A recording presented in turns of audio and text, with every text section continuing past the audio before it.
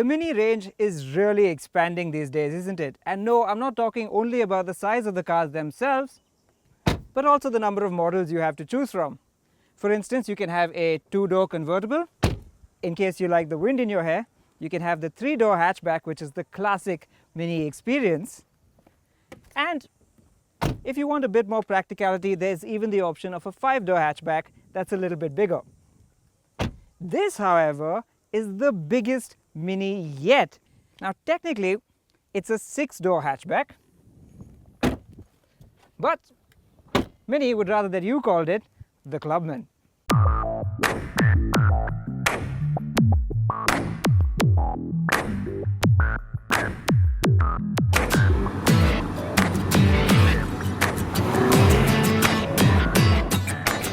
So just what is a Clubman? Well, it's actually meant to be Mini's version of a practical station wagon, but with its long wheelbase and wheels pushed out to the corners, you'll agree it's more of a stretched hatchback than anything else.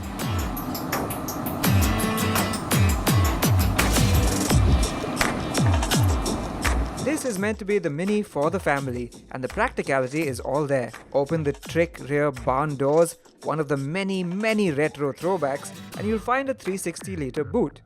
It's not huge by any standard, but more than any other Mini. You can expand it to 1,250 litres by folding the seats, and there's even a deep recess under the floor. Like in all Minis, there's no spare tyre. You can buy one from the dealer, but you'll have to figure out where to put it. On the outside, there's no mistaking this for anything but a Mini, but at the same time, something is clearly a bit different. For one, it's visibly wider, with a more bulbous face and an even larger grille. At 4.2 meters, it's much longer, and the massive 2.7 meter wheelbase really shows that. But with these optional 18-inch wheels, it's still got that classic slammed Mini stance. Round the back is where things are really different. Apart from the cool twin rear doors, the tail is a lot more upright, and the horizontal tail lamps aren't quite as cute as the traditional red lozenges you get on most Minis. It's a look that's divided opinion, but you will agree, it's still very retro chic.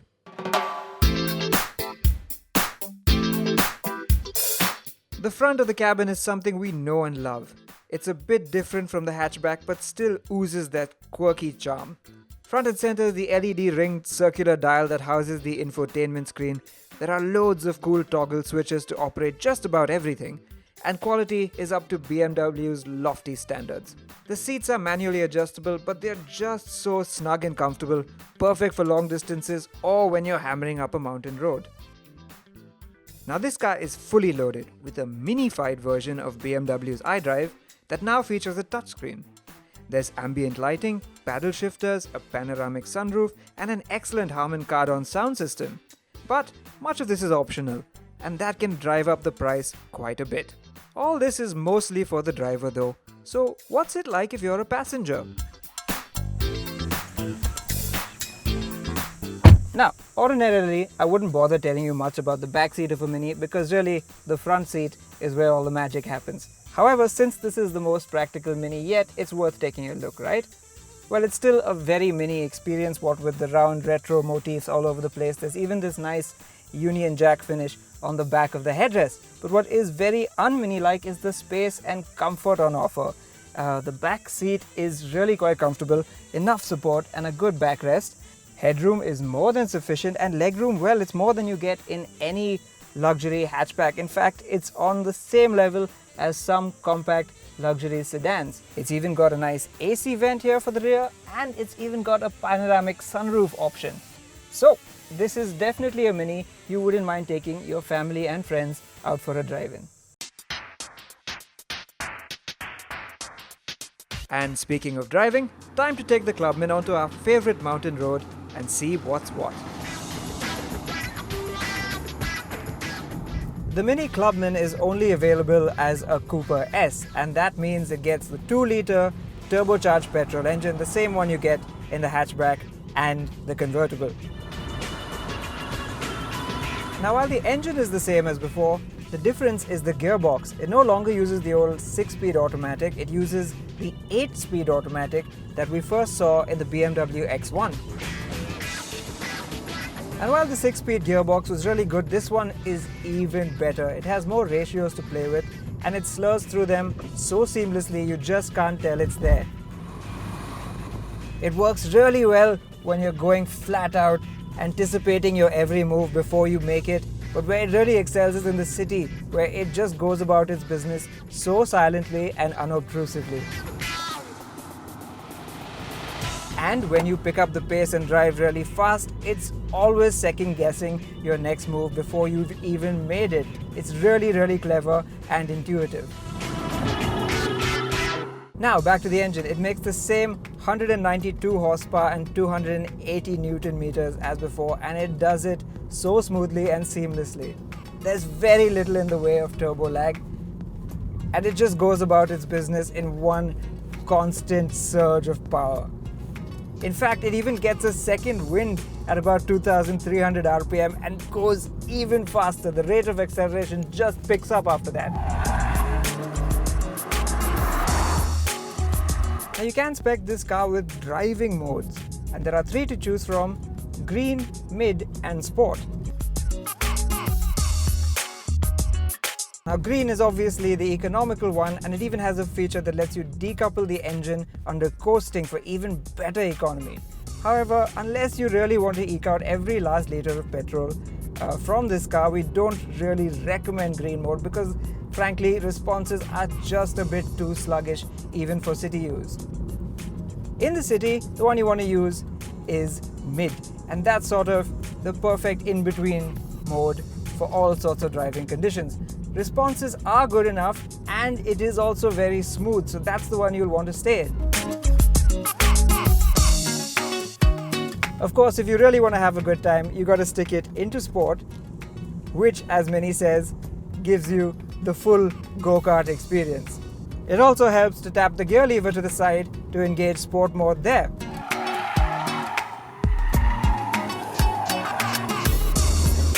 Apart from much healthier responses from the engine and the gearbox, you also get a nice rotty soundtrack to go with your drive.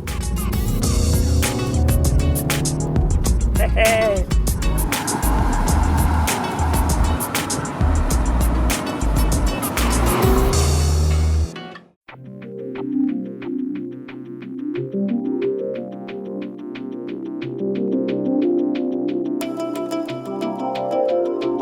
Now another area where the drive modes really matter is in the dynamics, because this car is fitted with dynamic dampers, and boy do they make a difference.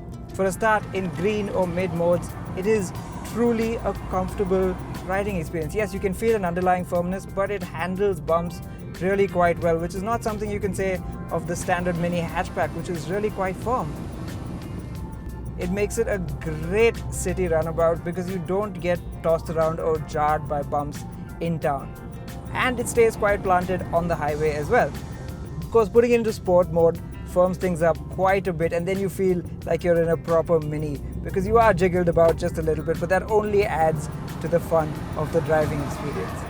The other thing Sport mode does is firm up the steering, and that's really great when you want to attack some corners really hard. But what's a bit unusual is that it doesn't weigh up enough when you cross into serious 3-digit speeds, and that can be a little disconcerting out on the highway. But whichever mode you choose, what is amply clear is that this is very much a Mini from behind the wheel. The handling is just sublime. There's very little body roll, and you can barely tell that you're in a much larger car than the regular hatchback once you're on the move. Turn-in is just so sharp and so precise, and it just flings itself into corners. This is a front-wheel drive car that loves to oversteer. It's unbelievable. Even with the longer wheelbase and larger dimensions, it still tucks in ever so neatly, and the steering is so sharp and accurate. You just love to fling it around. So it may have grown up a bit, but this is still very much a Mini from behind the wheel.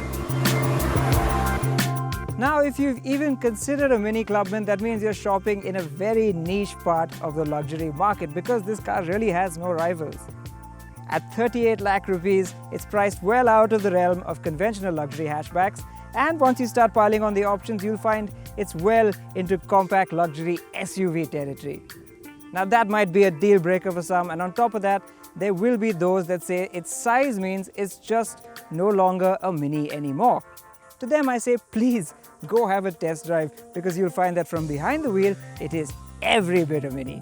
It also retains all the lovely retro quirk and charm of the hatchback, and on top of that, it's so much more spacious, practical and comfortable that you could use it as an everyday car.